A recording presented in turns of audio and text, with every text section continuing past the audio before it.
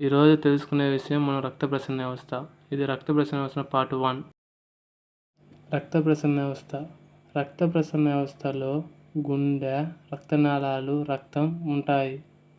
రక్తం రక్తనాళాల ద్వారా ప్రయాణిస్తుందని కనుగొన్న శాస్త్రవేత్త మార్సెలో మాల్పాచి. రక్త ప్రసరణ వ్యవస్థని కనుగొన్నది విలియం హార్వే. ఇతన్ని father of the blood circulation అని అంటారు.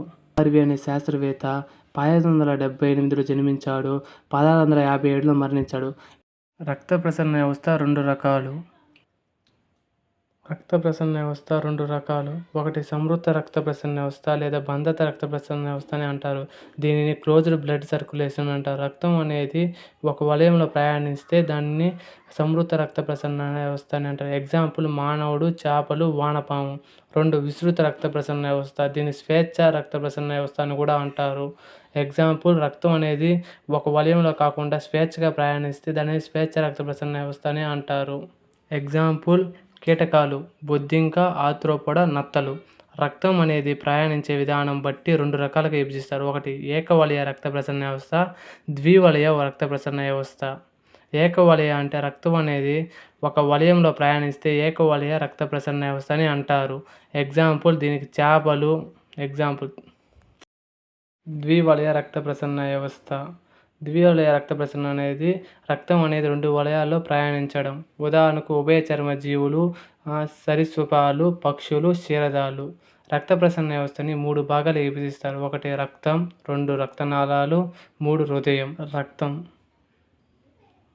మానవుడి యొక్క రక్తం ఎరుపు రంగులోకి ఉండడానికి కారణం హిమోగ్లోబిన్. కీటకాల్లో రక్తం అనేది తెలుపు రంగులో ఉంటుంది, ఎందుకంటే హిమోగ్లోబిన్ అనేది ఉండదు. ఎగ్జాంపుల్ బొద్దింక.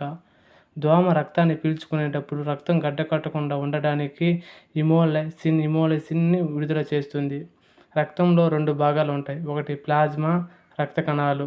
ప్లాజ్మా అనేది రక్తంలో 55% ఉంటుంది. ప్లాజ్మాలో నీటి శాతం 92. ప్లాజ్మాలోని ముఖ్యమైన ప్రోటీన్లు కొన్ని రకాలు ఉన్నాయి.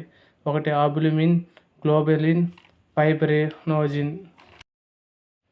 ప్లాజ్మా అనేది రక్తం గడ్డకట్టనప్పుడు పైన ద్రవ రూపంలో తేలి ఆడుతూ ఉండేదాన్ని ప్లాజ్మా అని అంటారు. రక్తనాళాలు. రక్తంలో ఉండే రక్త కణాల శాతం 45%. రక్తంలో ఉండే నీటి శాతం 90.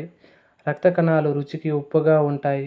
ఉప్పు శాతం 0.85 నుండి 0.9 ఉంటుంది. రక్తనాళాలు. WBC రక్త పలికలు. RBC. ఈ కణాలని ఎంత్రోనాట్స్ అని కూడా అంటారు. ఎర్ర రక్త కణాల యొక్క జన్మస్థలం అస్థిక మజ్జ. ఇది కణక బోన్ మ్యారో కూడా అని అంటారు. ఈ కణాల యొక్క జన్మస్థలం అస్థిక మజ్జంలోని మల్టీపోటెంట్. ఈ కణాల యొక్క జీవితకాలం 12 నుండి 13 రోజులు. WBC మరియు RBC యొక్క నిష్పత్తి 500:700:1 ఉంటుంది. WBC మరియు RBC యొక్క మధ్య జీవితకాలం 12:1 ఉంటుంది. ఇవి రెండు రకాలు. ఒకటి గ్రాన్యులోసైట్స్. వీటిని 3 రకాలుగా విభజిస్తారు. ఒకటి ఎసినోఫిల్లు, 2 బేసినోఫిల్లు, 3 న్యూట్రోఫిల్లు. ఎసినోఫిల్. ఈ కణాలు ఆమ్ల స్థితిలో ఉంటాయి. ఇవి గుర్రపు డెక్క ఆకారంలో ఉంటాయి. వీటి శాతం 1% నుండి 5% వరకు ఉంటాయి. 2 బేసినోఫిల్స్. ఈ కణాలు క్షార స్థితిలో ఉంటాయి. వీటి ఆకారం S ఆకారంలో ఉంటాయి. వీటి శాతం 0 నుండి 1% వరకు ఉంటాయి. న్యూట్రోఫిల్స్. ఈ కణాలను తటస్థ స్థితిలో ఉంటాయి. ఈ కణాలు స్టార్ ఆకారంలో ఉంటాయి. ఈ కణాల శాతం 50 నుండి 70% ఉంటాయి. ఈ కణాలని సూక్ష్మ బటువులు అని అంటారు. గ్రాన్యులోసైట్స్. రేణురహిత తెల్ల రక్త కణాలు. ఇవి 2 రకాలు. ఒకటి లింఫోసైట్స్, 2 మోనోసైట్స్. లింఫోసైట్స్. ఇవి అతి చిన్న కణాలు. వీటి శాతం 20% నుండి 30% ఉంటాయి. ఇవి 2 రకాలు. ఒకటి B లింఫోసైట్స్, 2 T లింఫోసైట్స్. ఈ కణాలు చేసే ముఖ్యమైన పని ఎయిడ్స్ వ్యాధి వచ్చిన వారికి రోగనిరోధక శక్తిని పెంపొందిస్తాయి. T లింఫోసైట్స్ అనేది ఇది అతి పెద్ద కణాలు. వీటి శాతం 50 నుండి 70% ఉంటాయి. రక్త పలికలు. ఈ కణాలని థ్రాంబోసైట్స్ అని అంటారు. ఈ కణాలు చేసే ముఖ్య పని రక్తం గడ్డకట్టించడంలో సహాయపడతాయి.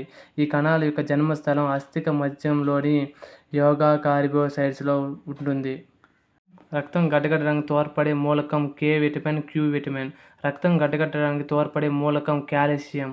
రక్తం గడ్డకట్టించడానికి తోడ్పడే ఎంజైమ్ థ్రాంబోజిన్ రక్తం గడ్డకట్టే విధానం. థ్రాంబోబిన్, థ్రాంబోనోజిన్, ఫైబ్రిన్ రక్తం గడ్డకట్టడం. దోమలు రక్తాన్ని పీల్చుకునేటప్పుడు ఉపయోగించే protein haemolysin. Like and subscribe BR Education.